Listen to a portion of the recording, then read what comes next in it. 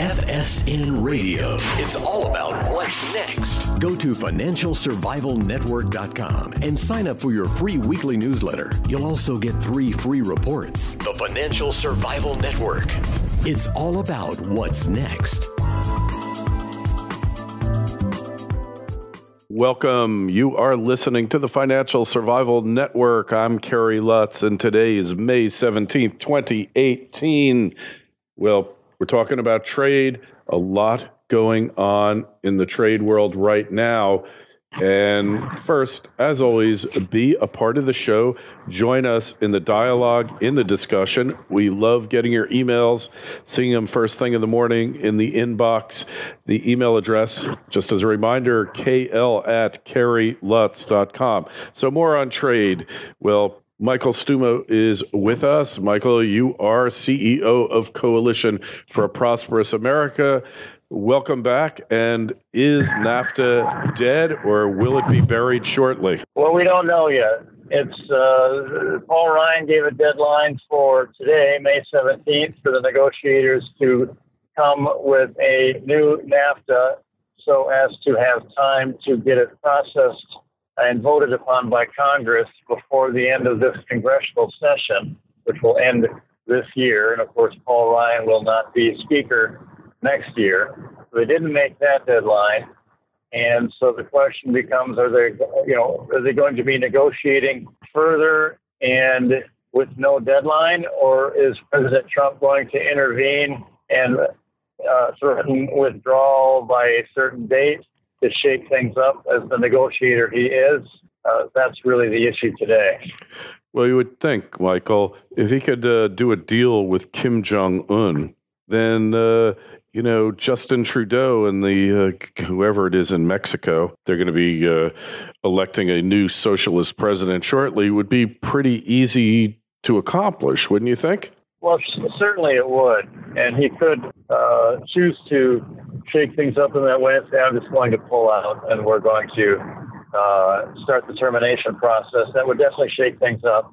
He obviously has a lot on his plate with the China vice premier in town this week on trade or negotiating on the China issues. And of course, there's a lot of other things going on with this administration. So it's probably an attention span issue in that, what is he going to prioritize in the next week or two?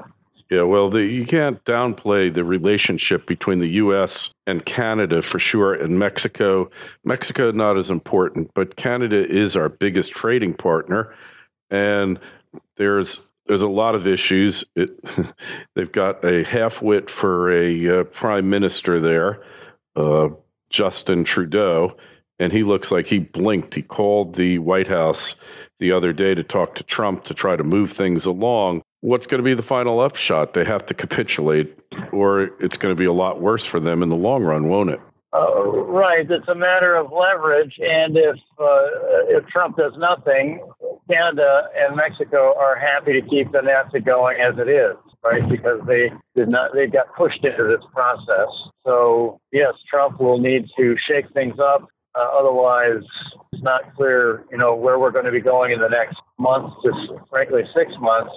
If Mexico and Canada think that the deadlines don't mean anything and they don't have to actually act. So it will probably take presidential intervention. And Trump gets that, of course.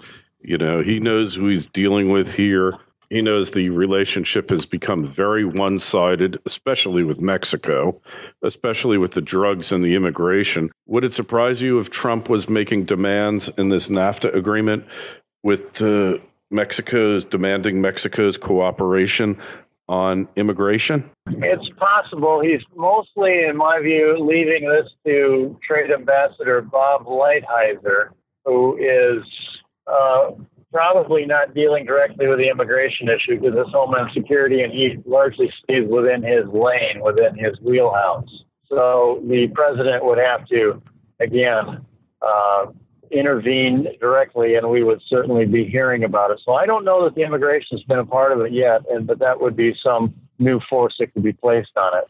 Yeah. Well, So what's your own feeling here? Yeah, Trump is busy, but Trump is a multitasker, if nothing else. And the guy is up 20 hours a day, 18 to 20 hours a day. So what's another item on his agenda? And, this is important. So he's not going to ignore this, is he?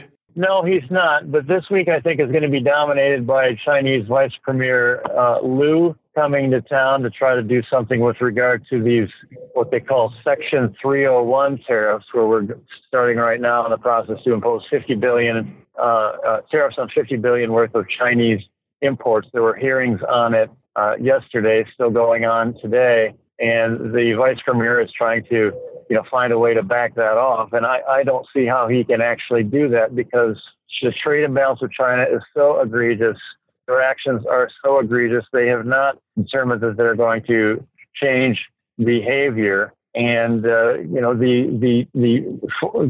IP, the intellectual property theft, the technology transfer, all their bad acts have been horrendous. And they just haven't said that they're going to change it. And this isn't just a United States issue either, is it? It's not, and it is, because China really is focusing on us as the incumbent superpower. They are on the road to be the next superpower, be not only a regional Asian power with their One Belt, One Road strategy, which is their new colonialism to invest and have all the regional neighbors reliant on, and we call it predatory economics. But they want to displace the U.S. And actually, Germany and Japan don't have an imbalance with China. They have a surplus. It's focused on us. So it is a U.S.-China problem more than much of the rest of the world in some ways. But as far as the 301 things, stealing technology from Japan, from Germany, and others, this is just a way of life for the Chinese, isn't it? Yeah, that's true. That's very true. They'll steal from Germany. They'll steal from Japan. And they have all tightened up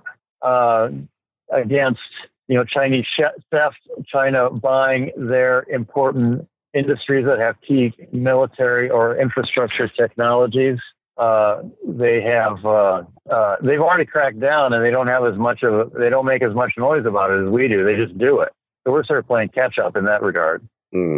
But it's in their interest to see us be successful in this effort with China, isn't it? It sure is. And in fact, part of Trump's weaponry against China's technology theft is not only just these, what they call 301 tariffs, but it's also they're bringing a sub-part of it. There's a case they're bringing at the World Trade Organization, and Japan and the EU have both joined the U.S. case against China on that regard, on that case. Yeah. So even though they're like letting the U.S.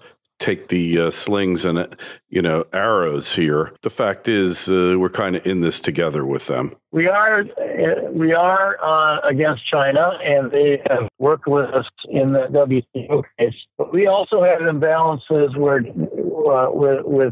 we have a big trade deficit with Japan. We have a big trade deficit with the EU, especially Germany. And those are issues we need to resolve with them where we're not on the same page. We're cooperating, but we're also in a bit of a conflict as well because they've done unfair things to us. Interesting. So I guess we're taking on the whole world at one time. Maybe that's not the wisest thing, but it seems like certain measures are long overdue, aren't they?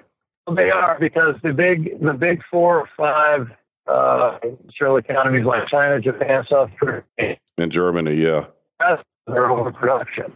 They employ all their workers, and they rely on the U.S. to absorb all their overproduction, and it displaces our workers, it displaces our industry. And so the U.S., in saying we are not going to take it anymore, we're not going to cause underemployment here just so you can fully employ your people and grow. That's a big change for them. They've been living high on it, and we've been suffering, and they're not going to change voluntarily.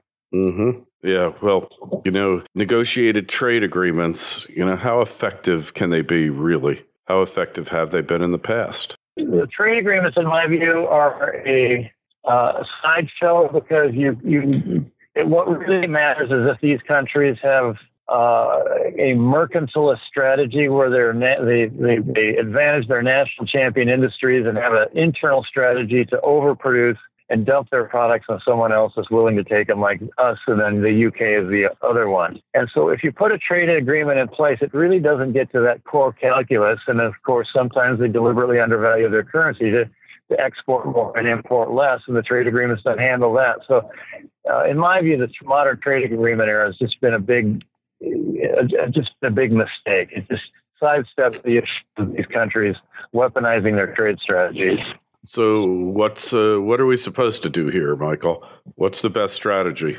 You shake up the system in that you do a comprehensive strategy to move the value of the dollar, which is overvalued, down over a couple-year period by about 20%. So it comes to fair value where we can actually sell our products, and the other countries, we take away their undervaluation from them, because that's how they grow, is by selling cheap and preventing the imports with their undervaluation. So we move the dollar ourselves because we can. That takes care of 80% of the problem. Then we go back to Alexander Hamilton's strategy, which is to have, he created the American system of economics, which is a strategy of tariffs and industrial support to grow the industries we want and to overcome, in that era, the UK, which was the incumbent superpower, and we did it. And in this era, to prevent China from becoming the new superpower, which would be the world's policeman with values that we don't want.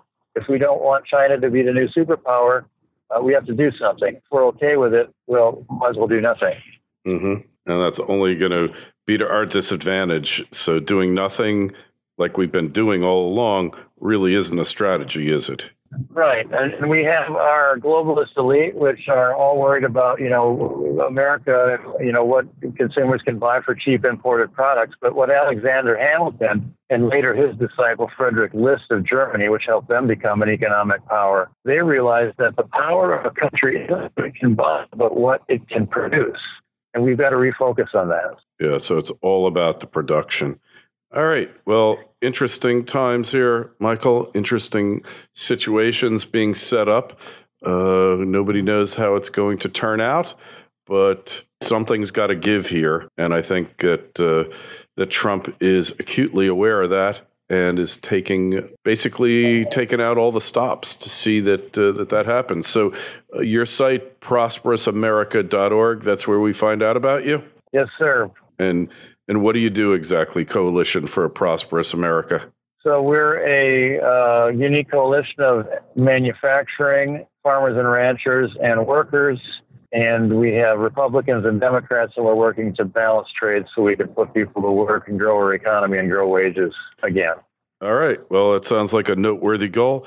As always, be part of the discussion. Just email us, kl@kerrylutz.com, Twitter feed @KerryLutz, Facebook page, Financial Survival Network. Don't forget, sign up for our newsletter, financialsurvivalnetwork.com. Michael, always a pleasure to have you on. We'll talk to you again soon. Thanks so much. Thank you. FSN Radio. It's all about what's next. Go to financialsurvivalnetwork.com and sign up for your free weekly newsletter. You'll also get 3 free reports. The Financial Survival Network. It's all about what's next.